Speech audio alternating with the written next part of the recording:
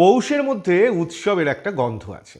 পৌষের সূচনায় নবান্ন, আর সংক্রান্তিতে পিঠে পুলির স্বাদ আস্বাদন। নতুন চাল তৈরি হয় তো, আর তা দিয়েই উৎসবে মেতে ওঠেন সকলে। আয়োজন বলে আয়োজন, সে এক এলাহি আয়োজন। একসময় বাংলার ঘরে কুটুম্বদের নিমন্ত্রণ করা হতো। অতিথিদের পাত ভরত নানা রকমের পিঠে পুলিতে, সঙ্গে ঝোলা গুড়। এখন ইঁদুর দৌড়ের বাংলায় সেদিন ফিকে। এখন তো মিষ্টির দোকানে পাটিসাপটাও পাওয়া যায়, মেলায় মেলে পিঠে। কিন্তু শীতে যেমন বাঙালির ঘরের ধান, তেমনই তো বাংলার ঘরের আলুও। আলু ছাড়া বাঙালি কি আর ভাবা যায়? পৌষে তো তাই আলু নিয়েও উৎসব করা যেতে পারে, যথার্থই ভেবেছিলেন হুগলির মানুষ। তাই হয়তো ফি বছর পৌষ সংক্রান্তিতে মেলা বসে তারকেশ্বরের কাছে এই গ্রামে। হ্যাঁ, আলুর মেলা। তুরি তুরি, আলুর দমের মেলা। রাজবল হাটের জান্দার এই মেলার বয়স প্রায় 200 বছর। কেউ কেউ বলেন 300 বছরও হতে পারে। অনেকেই বলেন এই মেলার আয়োজন নবাব আলীবর্দীর আমল থেকে। আর অনেকের মতে পীর ঠাকুরের মেলা কালক্রমে হয়ে গিয়েছে আলুর দমের মেলা। পীর ঠাকুরের মেলা হয়ে গেল আলুর দমের মেলা কিভাবে? এবার সে কথাই বলা যাক। আলুর দমের মেলার আয়োজন হয় দামোদরের তীরে। স্থানীয় আচার অনুযায়ী ফি বছর পুণ্য স্নান সেরে গ্রামের মানুষ দামোদরে কলা পাতার ভেলা ভাসিয়ে দেন, সবটাই পরিবারের মঙ্গল কামনায়। এ প্রথা এই এলাকার দীর্ঘদিনের।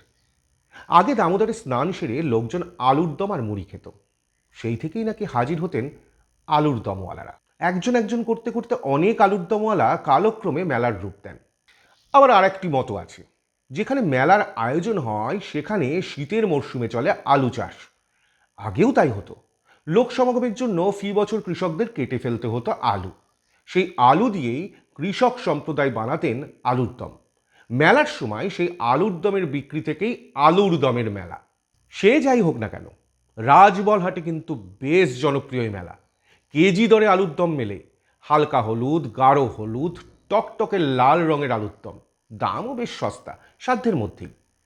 তবে জনপ্রিয়তার কারণেই এখন আর আলুর দমের মেলার মধ্যেই সীমাবদ্ধ নেই এই মেলা। এখন তো জিলিপি, তেলে ভাজা, খেলনা, নাগরদোলা সবই হাজির হয়, সঙ্গে হরেক মাল। আর 5টা গ্রামীণ মেলায় যা পাওয়া যায় আর কি। আগে মেলায় গানের আসর বসতো, এখন আর বসে না। আসলে গ্রামের মেলায় এখন যে শহুরে ছোঁয়া লেগেছে, এখন যে পাল্টে যাচ্ছে বিনোদনের ধারা, তাই শুধু ঐতিহ্যকে সঙ্গী করেই এগিয়ে চলেছে পৌষ সংক্রান্তির রাজবলহাটের এই আলুর দম মেলা। আমার ভিডিও যদি ভালো লাগে আর কলকাতা ও তার আশপাশের এলাকার যদি আরও নতুন নতুন তথ্য পেতে চান, তবে অবশ্যই কলকাতা থ্রোব্যাক ফেসবুক পেজটিকে ফলো করুন।